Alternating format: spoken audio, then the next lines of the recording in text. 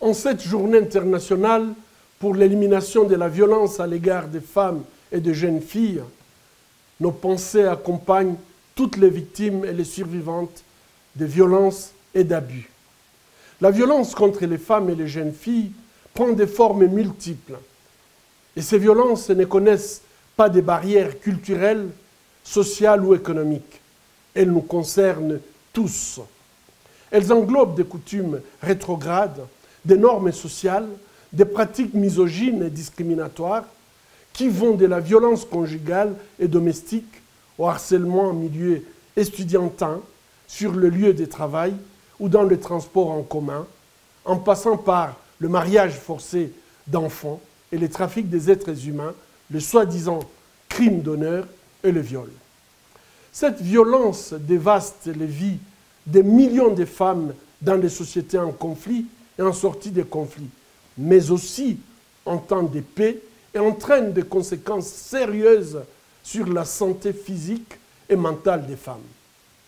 La violence contre les femmes et les enfants constitue non seulement une des plus graves violations des droits humains, mais aussi une véritable pandémie de santé publique, un obstacle sérieux à la résolution de nombreux défis globaux, tels que la réalisation des objectifs de développement durable. Alors que la communauté internationale commémore cette année le 25 ans de la déclaration et le programme d'action de Beijing sur le droit de la femme, force est de constater qu'aucun pays ne peut se targuer aujourd'hui d'être un champion en matière des droits humains des femmes. Pourtant,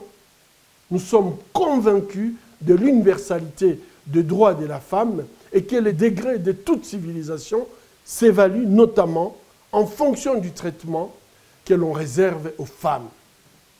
Donc, mépriser la femme revient à mépriser la vie, et lutter contre les violences basées sur le genre, c'est lutter pour la survie humaine. Telles sont les raisons pour lesquelles, tant que toutes les femmes ne seront pas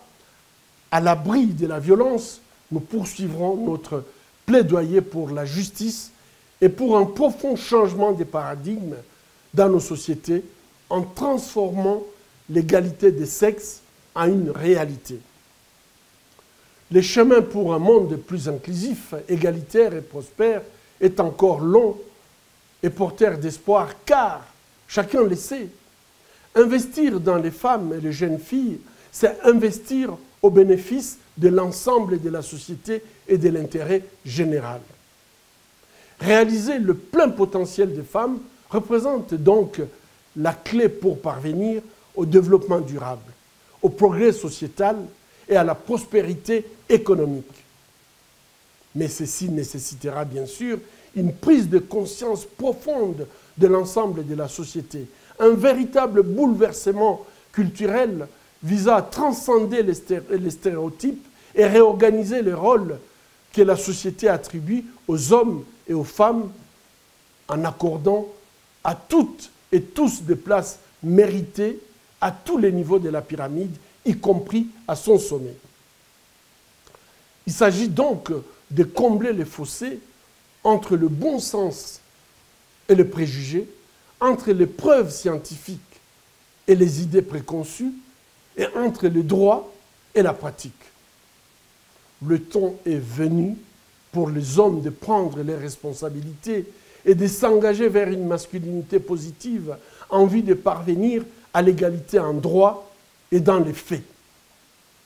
Éliminons les discriminations à l'égard des femmes, les coutumes rétrogrades, les pratiques machistes, sexistes et misogynes qui font honte à notre humanité et minent les perspectives de développement et de progrès. Brisons les silences, changeons les mentalités de nos enfants et mettons fin à l'impunité et aux violences sexuelles et basées sur le genre. Soyons tous unis, garçons et hommes, jeunes filles et femmes, responsables politiques et acteurs de la société civile, dans un esprit de respect mutuel, de complémentarité et de solidarité, pour faire de ces siècles celui de la femme et du progrès pour tous, où chacun a le droit de faire ses choix librement, à réaliser pleinement ses potentiels et à vivre conformément à la dignité humaine.